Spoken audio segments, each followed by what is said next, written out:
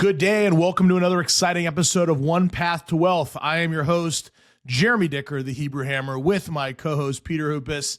Today, we've got some really great stuff to talk about. Well, we're going to talk a little bit about passions, specifically in the wine industry, and a whole host of other things. And very excited to be with you today. Pete, how are you? I'm doing great. I'm excited to be here. I'm excited for this episode. We get to discuss wine in a professional manner, so this should be this should be fun. You know, you're the fearless leader and also our resident wine expert. So this should be a good one. It's always worrisome when the holidays come and the only gifts I get are boxes of wine. I don't know if that's an indicator of a problem, Pete, or a bigger issue, but always appreciative of the bottles of wine. I think that's a job well done. Yeah, it is a job well done, right? Very good. So let's, I think a lot of people may know this. I think a lot of people know that you are passionate about wine. We've shared many great glasses over the years, but bottles. Maybe some people don't know that it's actually a very big portion of your business in the firm. And so just why don't we talk through that a little bit, and the passion for wine, how it led you into this industry and the impact that you've had. So why don't you just kind of tee it off? How did that get going for you? Yeah, sure. So, I was 21, 22 years old, started enjoying wine, maybe 22, 23-ish range, and wanted to understand it a bit more. Used to go up to Napa Valley, which is really easy when you live in California. It's a pretty easy shot. And started going up there and tasting different wines and falling in love with different producers, and really found myself more attracted to the niche brands, those really the smaller, more artisan labels and brands. But like anybody, started drinking the big name label wines. Not that there's anything wrong with them, but really fell in love with the art of winemaking. And wine drinking and all the things that you pair with wines and the different things that you can talk about when you're drinking a great bottle of wine, which is very different than having vodka or bourbon. Not that there's anything wrong with those, because certainly I enjoy those too, but just a unique, there's just a unique experience in my view that wine presents that really nothing else does. And started talking to some of the winemakers and the vineyard owners, and they just started asking me, what did I do? And I told them what we did and started helping a couple of them. And then all of a sudden I started going up to Napa at least once a month, which is good and bad, but a lot of fun is had. But yeah.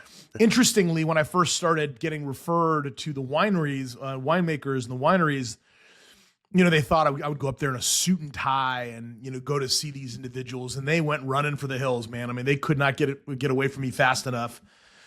And ultimately, I started evolving where, they expected you to not be fully cleanly shaven.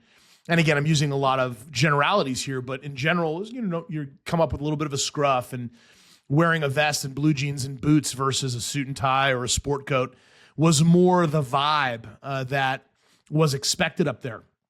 So started doing that, met some incredible winemakers, Russell Bevan and Stevens Family Wine, Justin Stevens, and Juan Mercado, who's the co-founder of Realm, and so many others, Artie Johnson and the Staglin family, and so many others. And these people ended up becoming not only people that I enjoyed their wines, but friends.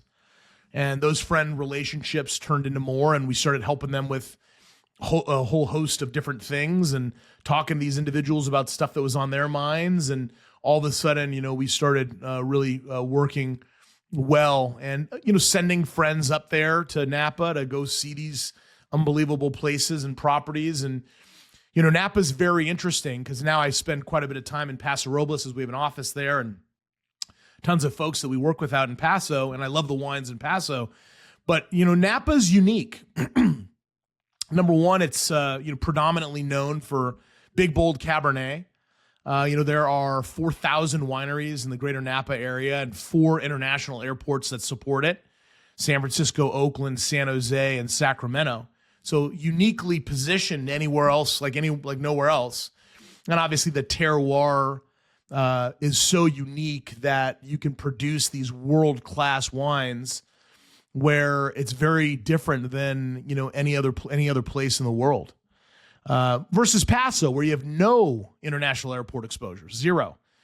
So you've got to drive. You got to either fly into San Francisco and drive 4 hours south, or fly into Los Angeles, or even potentially Santa Barbara and drive. So while definitely phenomenal, and the terroir there is just more unique to Chateauneuf de Pape and Syrah and Grenache, and just it's different than what you get in Napa. And as you can hear me, talking about this, it has obviously been a passion of mine for a number of years. But what you're starting to see is this difference of effect, right? Cabernet is Bordeaux, and the Bordeaux region is really representative of Cabernet, and Burgundy is more Pinot Noir, what you and I love the most, right? Those great, sexy Pinot Noirs, and what those do in terms of the mouthfeel and just everything about those wines, and how you can have them with your Cheerios in the morning, where a Cabernet, you got to have a big piece of meat. But there's nothing like having Cheerios and Pinot Noir from Williams-Sonoma or Literai, or any number of the ones there that we love. Breakfast of champions. It is the breakfast of champions, right? So started getting exposed up there and really enjoying the experience, and all the amazing people that are up there, and the wines and the food pairings and the stories are just like nothing else that I've ever experienced, and still holds a special place in my heart today. Yeah. With the wine industry, and you said you started getting involved, you were at a young age, and you're fortunate to be in California and get up to Napa and start tasting some amazing wines. But what did you do to start educating yourself? Was it as simple as just keep tasting wine? You mentioned terroir, which is something that maybe people that are listening to this may not understand, but how did you start to involve? What did you do to educate yourself and really dig into that, to the wine industry? I see you smiling there, so I think it might just be sipping wine. It's the most fun education you can have, right? That's true. Yeah. So first, it's really about tasting, right? You got to go out there and really taste. And I think most people, certainly younger, inexperienced people like I was at the time, you drink Cabernet because that's what you know. And it's the big label, and you're going to have that big Cabernet, and that's what you know. And then over time, as your palate develops and you start really thinking about the different flavor profiles, and most importantly, when you're drinking a great bottle of wine, you want to have it with some great food and great company, and sitting around a table and really experiencing multiple bottles of wines, if you have the luxury to do that over a number of hours. And but then around the education piece, it was reading everything I could. It was helping some of the winemaker clients and friends that we have make wine. So actually going in there when I was up on vacation and helping them in the barrel rooms, and watching them in the labs, and seeing them do these things, and really understanding, or trying to understand, what they do and how they do it, and how they come up with these amazing wines, and what are they doing to produce these, elegant, sexy glasses of wine, these things that end up in your bottle and on your table and ultimately in your glass. But what is it that they do to do that? And, the sad part about it, in my view, is a lot of the wineries today have chosen to kind of reverse engine a 100-point score, right? They want that 100-point score because, look, ultimately it's still a business. You got to make money. And 100-point scores are the easiest way to become popular and make a lot of money, right? Or make good money. Mm-hmm. But the ones that, I don't want to say don't care, because I think everybody cares about the scores, and again, you got to make a living. But what some of those wineries that are more boutique, or more really specialized and focused and terroir driven, and they really want to live on the land, and Russell Bevan, who's a dear friend, has more 100-point scores than any other winemaker, I believe since 01. And he's a big man and a bigger personality, and he's always covered in dirt and grape juice because he's really in the land. And I just love being around that guy. One, because he's entertaining, but two, he just makes wines that are, bar none, some of the best in the world. And it's just interesting and amazing to hear his experiences. And maybe one of these days we'll have to get him on the show, because he'd be really fun and interesting, like we had with my dear friend Kid Kuiper and Don Burns of Turtle Rock and Hawks Hill from Paso a couple of episodes ago, talking about what they're making up in Paso and how special that experience is and what they're doing. And what's interesting now too is you're seeing a lot of this kind of cross-pollination of Napa and Paso Robles, which I think is really cool. There's a winery called L'Aventure Wines, which is one of the most spectacular wineries in my mind, period. And they're in Paso Robles, and Stefan Aseo is the primary winemaker there and owner. And they make some of the most beautiful decadent wines in the world.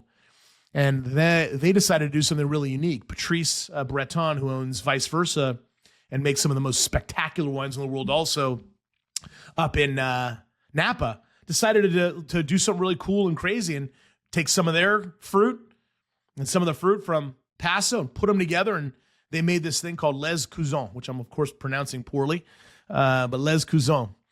And it's the idea that, Patrice is a French Canadian from Montreal, and Stefan's from France. And they put these two incredible things together, and the experience that you got, what you got to enjoy from that is something that I've just never had. So, it's just one of those amazing things that the wine culture and the winery culture and what all of these amazing winemakers and vineyard managers and growers do is present the consumer with something that, in a lot of instances, it's just life-changing, man. It's just like you take a sip and it takes you to not only a place where it was produced, but a place in your life that, perhaps is so unique to you that it just changes everything. I mean, I have so many memories, different experiences with you, Pete, in Chicago, and usually it's always centered around a great bottle of wine and a great meal and great conversation and amazing people. And the same thing is true, with wine. I think, tequila's great and bourbons are great, but it's just different, not that I want to talk about shots because you and I are too old to be drinking shots, but I mean, it's one of those things that you're just having these amazing experiences with other people, and it's just really centered around all that. Yeah, there are plenty of amazing experiences we've had where it's usually centered around a bottle of wine and good people and having great discussion, enjoying it and hearing their thoughts and input on it. And fortunately, with the people that we've been able to do it with the ones that are actually making the wine. And that is so cool just to see their thought process on what they've done to produce this bottle of wine. And it's really cool. So talk a little bit more about, we've mentioned, some of the winemakers, but who else is involved in this business? I mean, you're interacting with so many different people that are involved of getting that fruit into the bottle and then out into the public. I mean, obviously you have the vineyard owners, you've got the winemakers. We said there's growers. I mean, talk about that aspect of the business. Yeah, there are so many different things. I mean, it's the coopers that provide the barrels. It's the decisions on what kind of a cork and how large of a cork and what you're going to do with the cork that goes in that bottle. The glass producers, the growers of the fruit. And then ultimately, if you've got a lot of rain or too little rain, what decisions do you have to make on the fruit that you're going to buy and how you're going to produce the wine that you're going to produce, to the winemakers themselves. And in most instances, if they're a larger winery, they're going to have lots of assistant winemakers and people that are helping with the blending decisions and how that looks. I mean, you can't make a great bottle of wine with bad fruit, right? So they always say that the best bottles of wine are made in the vineyard.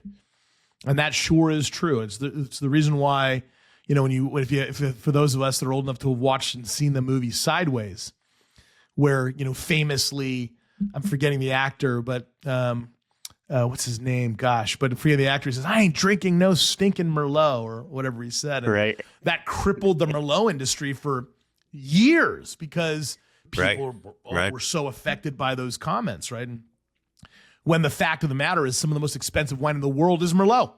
Chateau Petrus is Merlot. And I always find it interesting when people say things like, I don't like Merlot, or I don't like Cabernet, or I don't like this or like that. The reality of it is you haven't had one that you liked. But I think to use a statement like, I don't like X, when you haven't tried them all is crazy. Like white Burgundy is some of the most beautiful wine in the world, and it's Chardonnay based, but some people say they don't like Chardonnay. Well, maybe you don't like how buttery a Chardonnay could be, or some of the different flavor profiles that are consistent with those wines. But I would submit that it's pretty hard to say you don't like an entire category. There's some pretty spectacular things in every category. Right. So, as we talk about, those are just some of the, the fun aspects. But look, wine is a business, and it's a big business. And right now it's a business that's dealing with some headwinds, some challenges that are industry-wide because people aren't buying as much as they once did. Obviously, it's a seasonal business because you get what you get. Obviously in California they can irrigate, but some places you can't. And what if you're in a drought? And what if, and what if, and what if? So it's a business.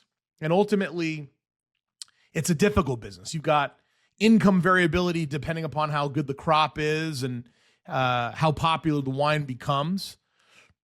You've got concerns around an aging population of vineyard owners, very expensive real estate in most situations. So what do you do from an estate tax perspective? If you got, hundreds of millions of dollars worth of land and not a lot of cash, good income, but not a lot of liquidity, that can present a whole host of problems that can be insurmountable in some situations where family vineyards are lost forever or transferred because they had to pay that estate tax. Or, what are you doing from a retirement perspective? In a lot of instances, it's, hey, I'm going to live off my list, meaning I'm going to release wine twice a year in the fall and the spring, and that income that I get is what I'm going to live on. Well, what happens if you have a 30 or 40% downturn in wine sales and that income goes down by that 30 or 40%? And then you've got the megas that are buying up all these amazing wineries, Constellation Brands and several others that are out there really acquiring them at a feverish pitch. So, there's a lot of things that are happening in wine right now and in beverage. I mean, now you're seeing the non-alcohol alcohol. It's crazy how much I'm seeing that now. I mean, you're seeing so many producers that are producing non-alcoholic alcohol. And the comments are most people that drink non-alcohol alcohol or non-alcoholic liquor, I guess I should say, or wine, are people that are drinkers. They're not the people that don't drink. They actually just don't want to, they want to drink. And then they get to a point where they've had enough, but they want to continue to have that taste. So then you've got that. And then you got a whole other sector, kosher wine. And watching that being produced is really, really interesting. Because the Hebrew Hammer's got to talk about kosher wine, of course, So I might as well. we're coming to the absolutely, man. So, it's pretty fascinating. And then ultimately it's what's the business model? Got to make sure that you've got a business model that's sustainable, that addresses your concerns. If God forbid something was to happen, just to ensure that, your project can continue in the manner that it needs to. So lots of things there. Right. And I know you've done, outside of working directly on their financial affairs, you've done some consulting in the wine industry with numerous people. I know the income, the variability, right? It is been a major challenge in managing that cash flow. Certainly with a new up and coming winery. I mean, talk about that a little. What challenges are there and how do you try to help assist them with that? Yeah, so there's a few things I'd say to that. There's an old statement out there that says, how do you make a small fortune in wine? Start with a large one. Yeah. And yeah. I don't think that's accurate. I think obviously it's a lot easier if you've got a lot of money to start anything, wine, any business. If you got a lot of dough and income's not a concern, it's a lot easier for you to start and build something from scratch. That said, when you talk about income variability in wine and some of the things that these producers have to consider and what we've talked to them about is, look, no matter how great your project is, it's important to put in place the things that are necessary. Like we talk about putting on your big boy pants. You got to have a 401k or some form of a retirement plan. You need to have a rainy day fund. You need to make sure your taxes are being managed and that those concerns are being addressed. You need to make sure you've got a strong brand that is not sullied by any poor decision-making that one could have. it's important to make sure that whatever you're working towards, whether it be the marketing plan or otherwise, is consistent with the label and the product that you're looking to produce. So, it's a lot of different things, making sure that your credit lines are in a place where if, God forbid, you had a Silicon Valley Bank issue like we did earlier in the year, and some of those banking concerns that if you're in the middle of a project, you've got contingency plans in place to ensure that you can continue that project and you're not going to be lost there if something was to happen along the way. So these are just some of the things that we're talking about. And candidly, Pete, it's a lot like what we talk to our clients about in general. What's your contingency plan? What are you looking to do if, God forbid, XYZ happened in your industry? As I said earlier, Napa and the wine industry right now is dealing with some headwinds, right? People are just not consuming as much wine. Wine cellars are not being built to the degree that they were. I think there's a little bit of this reeling from coming out of COVID, and prices in Napa were so expensive, not just the wines themselves, but hotel rooms and restaurants and so many things that people had said, they had enough and they wanted to take a little bit of a break. I think there's some of that going on. But what we do know is at some point, all of these things are going to correct again, because they always do. And I don't like using words like always and 100%. You want to avoid things that are so definitive. But in my experience, things will change. They will modify, things will improve, and people are not going to not drink wine. Although you are seeing globally a lot less wine being consumed. So I think that's kind of, as I think about some of those things, it's important as we start talking to our clients about, hey, stay true to your knitting, stay focused, develop and build what you're wanting to build, and then go from there. Right. Yeah. I assume they insure their business for some of these things that could happen. Like we've seen, obviously, the fires in Napa. Is there insurance that they can get for just the bad weather, or how does that work? Yeah, your crops are always going to be insured. Fire is a major problem because in California, it's very difficult to get fire insurance in general. So there are homes, multi-tens of millions of dollars worth homes that cannot get insurance for their homes that are in the mountains, which is unbelievably insane to think that you can't insure an asset. But because of the fires and the risks there, it's been challenging. And while Paso Robles has been largely unscathed with fire damage, because fires happen in Napa and because it's warm and it's dry, Paso's had a challenging time also getting fire insurance for a lot of the land. So yeah, no, look, you're going to insure always. You're going to have your liability coverage. You're going to have your crop coverage. You're going to try to get fire or get whatever fire coverage you can get. And certainly you're going to do whatever you can to protect yourselves. But in some instances, if you have too much fruit and it's not going to sell, you're just going to let it drop. And letting it drop is a better decision from a financial perspective than spending the money on the labor and all the things you have to do to produce what comes off of those vines, which is unbelievably interesting to think about when it wasn't just but a few years ago that all of those things that would never be heard of. I mean, you need your fruit. You got to get as much juice in barrel and in bottle as soon as you can. So it's interesting. It's very, very interesting as a business. They're making that decision based on the project. They just don't think they could sell it, or is that? Yeah, they're not getting the interest. So you'll get producers that are just not buying the same tonnage that they were buying before, and they're letting them know. I mean, what's interesting about that industry is that everybody talks. They know what's there. And look, at the end of the day, the big boys, and what I mean by the big boys is the big name brands, not necessarily the largest ones, but the most well-known brands are always going to sell. It's kind of like the idea of Ferrari and Porsche, Mercedes-Benz. They're always going to sell because there's always going to be a market for those kinds of luxury items. The ones that struggle are the ones that you and I love. It's the smaller producers that are more artisan. And again, we like a lot of the big brands too, but it's those that we love, those artisan brands that are so spectacular and unique and amazing. And after the fires in Napa, so many that didn't come back, right? You don't get to see those again.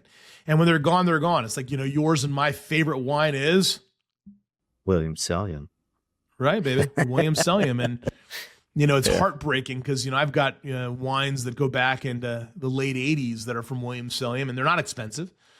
But what's so amazing about those wines is when they're gone, they're gone. Yeah. And they weren't produced in great volume back then anyway. And while the new ones are certainly not the old, when they're gone, they're gone. And so it's one of those things that you start thinking about some of these amazing wine labels that were there at one time and are no longer there. I don't want to call it sad because it's kind of the nature of business, right? But they're pretty spectacular, and when they're gone, they are most certainly gone. So you mentioned a list. Is with these smaller wineries, is the list the majority of how they're getting their wine out there? Well, you're going to have wholesale, so you're going to work through distributors, obviously, and those distributors are going to take a commission for the wines that they're putting into the markets and the different markets. You're going to have your tasting room revenue, which is a big deal. So if you're not getting foot traffic and people are going up to the wineries or the towns in Napa, Paso, the surrounding towns around Napa and Paso to taste, it becomes very difficult because that revenue is gone. And a lot of that revenue is very, very important to stabilize your income if you're smaller over the course of the year, because you're going to have releases typically in the fall and the spring. So it's important. It's important. And then look, if you don't own a vineyard, if you don't have the land, then you're relying on retail sales. And what do we know about retail in every fashion or form? Retail's tough. So, it's the strongest business models, to the extent that they have the financial acumen to do so, are owning your land, producing your fruit, making your wine, selling your wine, and having as close to 100% DTC, direct to consumer, as close to 100%, because you're eliminating the middleman, you're getting rid of those additional fees, but it's a lot harder, right? Wholesale and utilizing a distributor allows you to get a lot of product out, maybe not as profitable, but a lot of product out, and can alleviate a lot of those concerns along the way. Right. We've got a few minutes, and I just want to fire off a few things, or just ask your opinion. A few episodes ago, we did common financial planning mistakes, or misconceptions. I mean, let's talk about that with wine. What are some of the common misconceptions that people might think or hear out in the marketplace? Around the financial side, or just in general? No, we're just talking tasting and drinking wine here. Oh, that's even better. Yeah. More alcohol is better? No, not necessarily. I mean, a lot of European wines are 12, 13, 11%. More alcohol is not better. More alcohol is a very American thing, right? Everybody wants to catch a buzz. So it's a very American thing, right? And there's nothing wrong with catching a buzz on occasion, but more alcohol is not necessarily better. What about sugar? Well, sugar is what makes more alcohol, right? That's that effect that produces or helps produce the alcohol. So sugar inherently, people think sugar equals sweet. That isn't necessarily the case, not necessarily. But there's lots of things that can be done in bottle or in barrel, either in barrel before bottle, that change just the overall profile of those wines. Pinot Noir is spicy sometimes, maybe not. Paso Robles can't produce the same quality of wine that Napa. That's totally false. It's different wine, but the wines are excellent. I mean, some of the most expensive and most popular wines in the world are produced out of Paso, like Saxum, as an example, or Turtle Rock or L'Aventure. So many wines that are utterly spectacular. A new one, Rise, which is Juan Mercado's project, which is elegant and amazing, and Anthony Yount, what he produces, and Lopi, and there's just so many different things. So there's this misconception that Paso is going to be not as good as Napa and it's less expensive. Certainly less expensive in a lot of instances, but price does not usually indicate, or does not always indicate, better quality. Certainly I've had a lot of very expensive bottles of wine that I've not liked at all, and I would rather drink something else. So I think there's a lot of that. For people that enjoy a unique experience and really want to get into it, you should try a bunch of different things, in my opinion, and get a real clear understanding about what it is that you like, and then build your collection around that. And you know what? Drink your wines. There's no point in having them sit around doing nothing.